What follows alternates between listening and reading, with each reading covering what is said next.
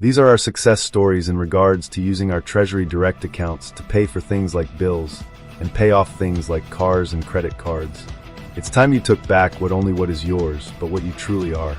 Really, one human DNA, one human's DNA is actually worth the value of every piece of technology, advanced so-called technology that's in existence.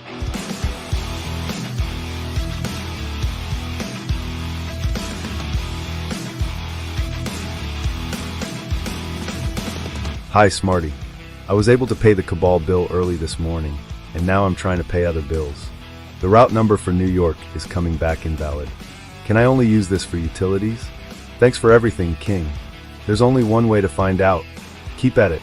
It's your money. They can't do shit about it, and if they attempt to, let me know. I have an itchy trigger finger, and I never miss them motherfuckers. Try this. It worked 100% of the time. If there is a memo box or after your name, type without recourse. Go to your portal to pay your car. Click on payoff. Add a new payment method. For the routing number, you're going to use the financial institution's routing number. For the account number, you're going to type 3 zeros, then your social security number. Retype it in the next box if asked to do so, then hit submit. There is an 80 to 90% success rate because your social security number is under the institution's records for payment. The account number is your Treasury Direct number. They all start with 000. Boom. No more car payment. Hey King. Yesterday, I think I figured out the Australian version of the TDA account numbers.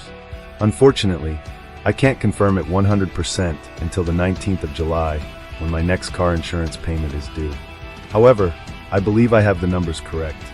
The insurance company accepted the new account as legitimate and updated all of my information. I used the Reserve Bank of Australia, Queensland Revenue Office for the BSB, which is the Australian equivalent to a routing number. I used my tax file number for the account number. The reason I believe that I have used the correct numbers for us in Australia is because when I tried to attach my TDA account to my PayPal, PayPal was able to send the verification deposits to the account. Unfortunately, I could not actually verify the amounts to finalize the process as I cannot see my TDA account. So I was guessing and basically failed my 3 attempts multiple times. I was going to wait until the 19th to share this. However, I think Daddy wants me to share this with you now, so that others with more urgent bills in Australia can try it and hopefully get some financial relief. Update. Electric cooperative payment reversals. It just keeps getting better. We are winning. They are panicking. I received a letter today on July the 10th from my electric cooperative. The letter is dated July the 3rd, 2025. It was postmarked July the 7th, 2025. There were 3 bills due on July 5th. One at $141, one at $267.52, and one at $158.67. In total, $567.19. The disconnection date shown on the bills was July the 16th. I printed the payment history from my account because there are some discrepancies. They backdated the payment reversals to reflect the same date the payment was made and charged a $35 NSF fee each time. The payment history only shows a reversal for $141 for the payment dated June the 25th. What happened to the reversals for the other 2 bills?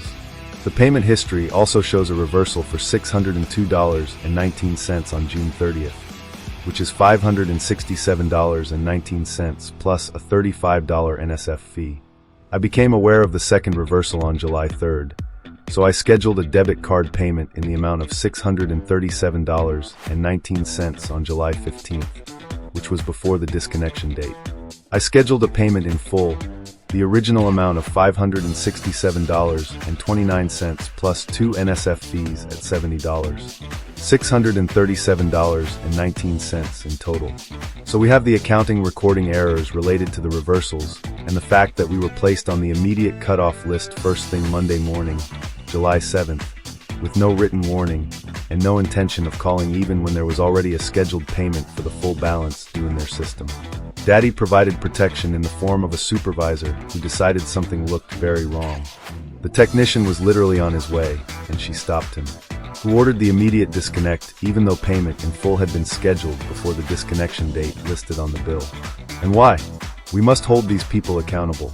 All of this prompted me to follow the money and and look into the backgrounds of the board members. I have barely gotten started, and I can already tell this rabbit hole runs deep. Keep going. Nobody ever said it would be easy. Tried again with a capital 1 and my synchrony and received, yet again, confirmation codes. You accept its payment, but don't want to expect it. You guys are exposing yourself. This is too fun. 9 years ago, my Chase account of 32 years was closed. I transferred a large amount out of my TDA into my savings account. Within 5 minutes, my bank screen was frozen, and they called me. I went to the bank. They let me take all my funds out of my account, but no longer wanted my business.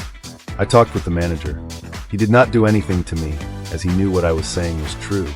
I had the printed pages of all my bonds and the Fidelity screenshots of the amounts of each bond. Everything using my all-caps name and social security number, along with my printed trust claiming all the bonds. Notarized in blue ink with purple fingerprints. They have no authority to mess with us. It is our money. Just sharing my journey with TDA accounts. I will admit, when I walked into the bank, I was nervous. Nothing ever happened about it. They knew I knew. I got several things paid for.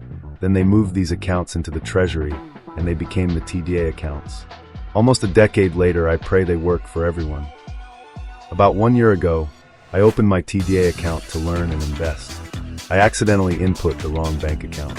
They temporarily shut down my account and forced me to get a Medallion stamp. Fortunately, I knew what that was because I opened a broker account at Fidelity. A Medallion stamp has a value of 5 million, 10 million, etc.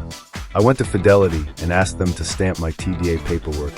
They literally were trying not to stamp my paperwork because I just opened my account with $50. It was quite an experience, exciting, humbling at the same time. More sauce about TDA accounts.